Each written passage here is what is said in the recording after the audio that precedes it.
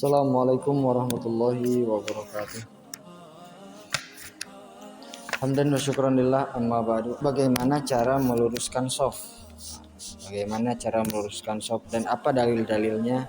Dan apakah itu ada hadisnya dari Rasul dan seperti apa? Lalu apa keuntungan kita meluruskan shaf itu? Secara zahir ataupun secara batin. Nah, di sini ada hadis dari langsung saya bacakan saja. An Anasin An ibni Nabi sallallahu alaihi wasallam qala akim sufufakum fa inni arakum min wara'i dhahri wa kana ahaduna yulziku mangkibahu mina bimangkibihi sahibi wa qadamahu biqadamihi.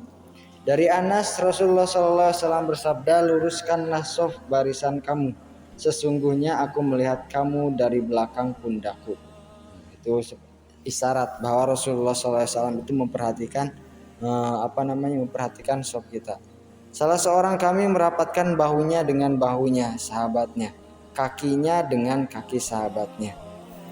Lalu hadis yang berikutnya, man wasala sofa wasallallah wa man qata'a sofa qata'ahullah azza wa jalla. Siapa yang menyambung shaf, maka Allah Subhanahu wa taala menyambung hubungan dengannya, dan siapa yang memutuskan shaf, maka Allah memutuskan hubungan dengannya. Luar biasa. Kalau kita sudah diputus hubungan oleh Allah, bukan galau lagi yang akan kita dapatkan, tetapi ya mungkin penderitaan yang akan kita dapatkan, yaitu penderitaan yang selamanya, bukan sebentar saja.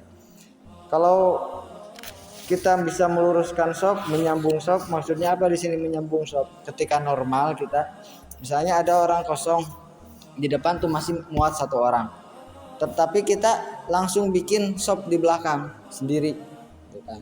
Dan kita lihat tidak ada jamaah yang lain yang datang. Nah, itu disebut memutuskan shaf. Jadi bukan misalnya ketika kita shafnya rapat lalu kita meninggalkan barisan karena batal, karena ultur, bukan itu kan memutuskan shaf.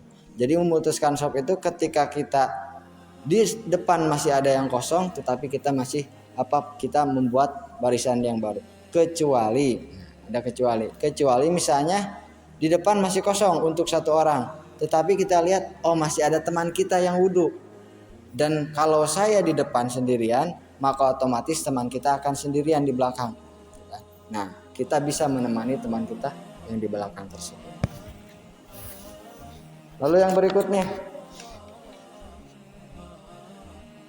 berkaitan dengan hati seseorang akan melaksanakan sholat. Jadi ketika shaf ini diratakan, diluruskan, dirapatkan, maka insya Allah itu akan membuat hati antara kaum muslimin satu dengan yang lain itu tidak akan berselisih.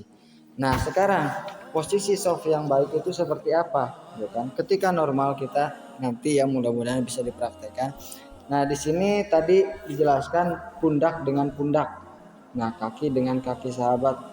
Dan yang diluruskan, yang dirapatkan ini biasanya tumit dengan tumit. Karena apa? Karena kalau yang saya rasa pribadi itu dalam tiap gerakan sholat walaupun itu perpindahan, itu kita usahakan jangan lebih dari 3. Karena kalau yang saya pelajari di ilmu fikih, lebih dari 3 itu bisa membatalkan sholat. Tapi nanti kita cari dulu hadisnya, apakah itu otentik dengan hadis Rasulullah atau tidak. Nah, cara meminimalisir gerakan sholat itu seperti apa? Maaf ya, saya memberikan contoh. Nah, kita biasa seperti ini, dan saya juga kadang terbiasa seperti ini. Ini bukan kaki sholat. Ini misalnya kaki ini tumit. Biasanya seperti ini. Jadi terbuka, ini bukan kaki sholat, tapi ini kaki ketika kita istirahat. Lalu seperti apa yang terbaik untuk supaya meminimalisir gerakan kita di dalam sholat? Itu seperti ini. Jadi tumit ketika kita berjamaah, tumit benar-benar. Jadi di sini dilurus. Dan ini itu bisa meminimalisir kita ketika gerak atau bergerak, terutama ketika dari berdiri, kemudian untuk sujud. Nah, kalau posisi kaki kita seperti ini, dia otomatis pasti kalau mau sujud dia melakukan ini. Sedangkan ini bisa menjadi 5 rakaat. 1, 2, 3, 4, 5. Kan 3 gerakan sholat. Dan itu bisa membatalkan kita di dalam sholat. Tapi kalau kita posisinya lurus, kita lihat aja sebenarnya kita luruskan ini.